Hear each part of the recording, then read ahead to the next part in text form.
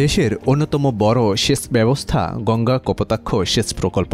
পাম নষ্টের অজুহাতে বড় মৌসুমে এবারও পানি দিচ্ছে না জিকে সেচ প্রকল্প।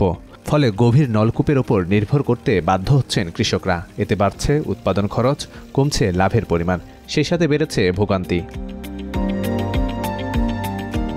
ঝিনাইদহের হরিণাকুণ্ড উপজেলার সাতব্রিজ এলাকার গঙ্গা কপোতাক্ষ সেচ প্রকল্পের প্রধান সেচ খাল এটি। গত মৌসুমে এই খালে কিছুটা পানি সরবরাহ করা হলেও এবার তা পাননি কৃষকরা। বড় আবাদের ভরা মৌসুমে খাঁ খাঁ করছে খালটি। এতে ঝিনাইদহের হরিণাকুণ্ড ও শৈলকুপা উপজেলায় ২৭,০০০ হেক্টর সেচযোগ্য জমির হাজার হাজার কৃষক বিপাকে। বাধ্য হয়েই গভীর নলকূপ বসিয়ে সেলো মেশিনের উপর নির্ভর করতে হচ্ছে তাদের। রিভার্স অসমোসিস সহ ১৪টি ধাপে পরিশোধিত প্রাণ ড্রিঙ্কিং ওয়াটার, এক বোতল বিশুদ্ধতা।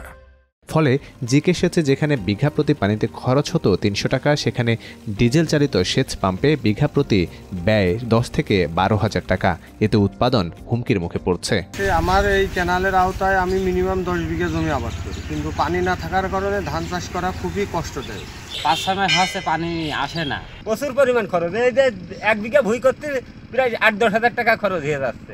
এই টাকাটা তো আমাদের ক্যানালে পানি আসলে লাগতো না।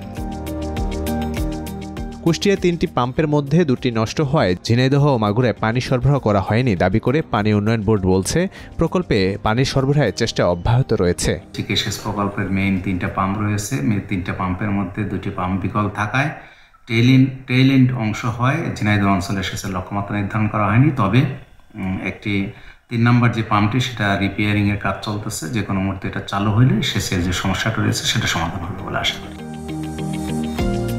জেলার অর্থনীতির চাকা সচল রাখতে দ্রুত নষ্ট পাম্প মেরামত করে পানি সরবরাহের দাবি কৃষক সহ সচেতন মহলের।